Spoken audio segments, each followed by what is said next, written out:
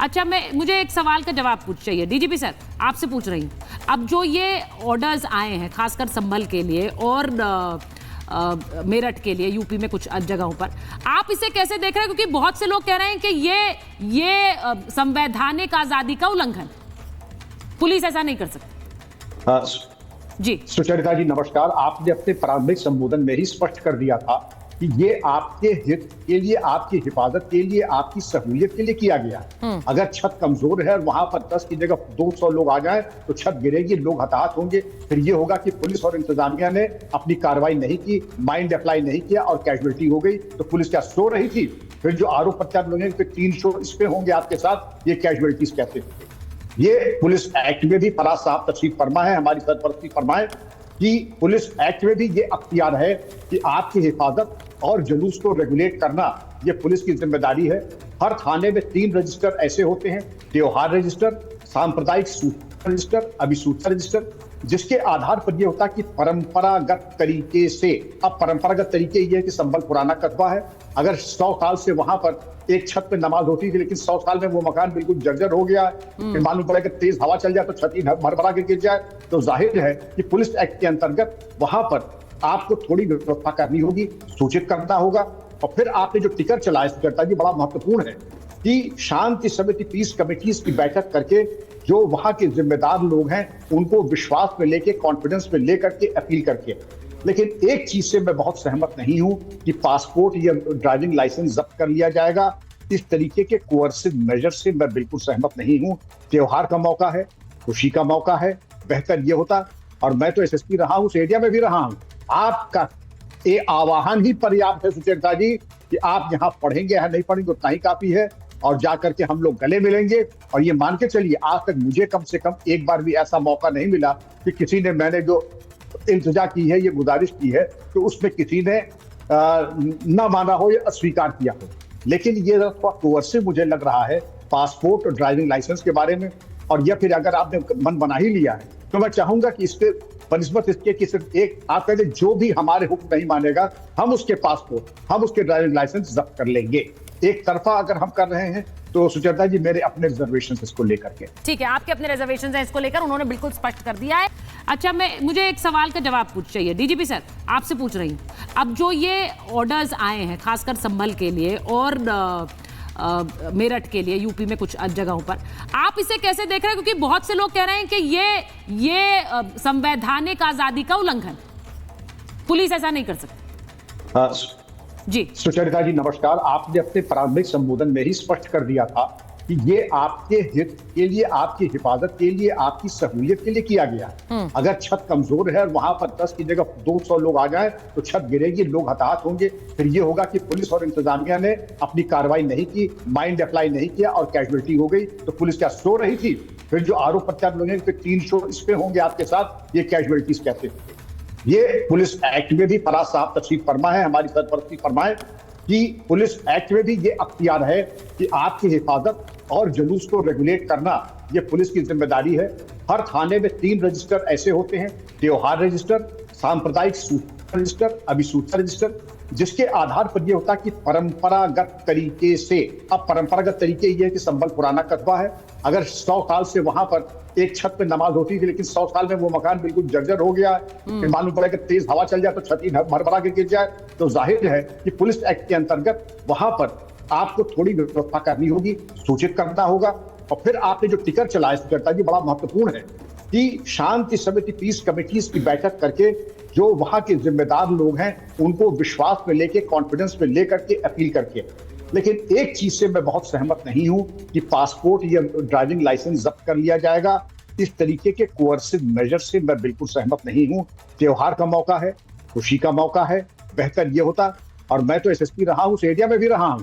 आपका ये आवाहन ही पर्याप्त है सुचरिता जी कि आप यहाँ पढ़ेंगे या नहीं पढ़ेंगे उतना ही काफी है, और जाकर के हम लोग गले मिलेंगे। और ये मान के चलिए, आज तक मुझे कम से कम एक बार भी ऐसा मौका नहीं मिला कि किसी ने, मैंने जो इल्तिजा की है, ये गुजारिश की है, तो उसमें किसी ने ना माना हो या अस्वीकार किया हो। लेकिन ये थोड़ा कोअर्सिव मुझे लग रहा है पासपोर्ट और ड्राइविंग लाइसेंस के बारे में। और या फिर अगर आपने मन बना ही लिया है तो मैं चाहूंगा कि इसके बनिस्बत इसके कि सिर्फ एक आप कहते जो भी हमारे हुक्म नहीं मानेगा हम उसके पासपोर्ट हम उसके ड्राइविंग लाइसेंस जब्त कर लेंगे। एक तरफा अगर हम कर रहे हैं तो सुचेता जी मेरे अपने रिजर्वेशन इसको लेकर के। ठीक है, आपके अपने रिजर्वेशन हैं इसको लेकर, उन्होंने बिल्कुल स्पष्ट कर दिया है। अच्छा, मुझे एक सवाल का जवाब चाहिए डीजीपी सर, आपसे पूछ रही हूँ। अब जो ये ऑर्डर्स आए हैं खासकर संभल के लिए और मेरठ के लिए, यूपी में कुछ जगहों पर, आप इसे कैसे देख रहे हैं? क्योंकि बहुत से लोग कह रहे हैं कि ये संवैधानिक आजादी का उल्लंघन, पुलिस ऐसा नहीं कर सकती। जी सुचरिता जी नमस्कार। आपने अपने प्रारंभिक संबोधन में ही स्पष्ट कर दिया था कि ये आपके हित के लिए, आपकी हिफाजत के लिए, आपकी सहूलियत के लिए किया गया। अगर छत कमजोर है और वहां पर 10 की जगह 200 लोग आ जाए तो छत गिरेगी, लोग हताहत होंगे। फिर ये होगा कि पुलिस और इंतजामिया ने अपनी कार्रवाई नहीं की, माइंड अप्लाई नहीं किया और कैजुअलिटी हो गई। तो पुलिस क्या सो रही थी? फिर जो आरोप प्रत्यारोप लोग 300 इस पे होंगे आपके साथ, ये कैजुअलिटीज कहते हैं। ये पुलिस एक्ट में भी फराज साहब तशरीफ फरमा है, हमारी सरपरस्ती फरमाए कि पुलिस एक्ट में भी ये अख्तियार है कि आपकी हिफाजत और जुलूस को रेगुलेट करना ये पुलिस की जिम्मेदारी है। हर थाने में 3 रजिस्टर ऐसे होते हैं, त्योहार रजिस्टर, सांप्रदायिक सूचना रजिस्टर, अभिसूचना रजिस्टर, जिसके आधार पर यह होता है कि परंपरागत तरीके से, अब परंपरागत तरीके ये है कि संभल पुराना कस्बा है, अगर 100 साल से वहां पर एक छत पे नमाज होती थी, लेकिन 100 साल में वो मकान बिल्कुल जर्जर हो गया, मालूम पड़ा कि तेज हवा चल जाए तो छत ही भरभरा के गिर जाए, तो जाहिर है कि पुलिस एक्ट के अंतर्गत वहां पर आपको थोड़ी व्यवस्था करनी होगी, सूचित करना होगा। और फिर आपने जो टिकर चलाया करता जी, बड़ा महत्वपूर्ण है कि शांति समिति, पीस कमेटीज की बैठक करके जो वहां के जिम्मेदार लोग हैं उनको विश्वास में लेके, कॉन्फिडेंस में लेकर के, अपील करके। लेकिन एक चीज से मैं बहुत सहमत नहीं हूं कि पासपोर्ट या ड्राइविंग लाइसेंस जब्त कर लिया जाएगा। इस तरीके के कोअर्सिव मेजर से मैं बिल्कुल सहमत नहीं हूं। त्योहार का मौका है, खुशी का मौका है, बेहतर ये होता, और मैं तो एसएसपी रहा हूं, उस एरिया में भी रहा हूं, आपका ये आवाहन ही पर्याप्त है सुचेता जी कि आप यहाँ पढ़ेंगे या नहीं पढ़ेंगे उतना ही काफी है, और जाकर के हम लोग गले मिलेंगे। और ये मान के चलिए, आज तक मुझे कम से कम एक बार भी ऐसा मौका नहीं मिला कि किसी ने, मैंने जो इल्तिजा की है, ये गुजारिश की है, तो उसमें किसी ने न माना हो या अस्वीकार किया हो। लेकिन ये थोड़ा कोअर्सिव मुझे लग रहा है पासपोर्ट और ड्राइविंग लाइसेंस के बारे में। और या फिर अगर आपने मन बना ही लिया है तो मैं चाहूंगा कि इस पे बनिस्बत इसके कि सिर्फ एक आप कहते जो भी हमारे हुक्म नहीं मानेगा हम उसके पासपोर्ट हम उसके ड्राइविंग लाइसेंस जब्त कर लेंगे। एक तरफा अगर हम कर रहे हैं तो सुचेता जी मेरे अपने रिजर्वेशन इसको लेकर के। ठीक है, आपके अपने रिजर्वेशन हैं इसको लेकर, उन्होंने बिल्कुल स्पष्ट कर दिया है। अच्छा, मुझे एक सवाल का जवाब चाहिए डीजीपी सर, आपसे पूछ रही हूँ।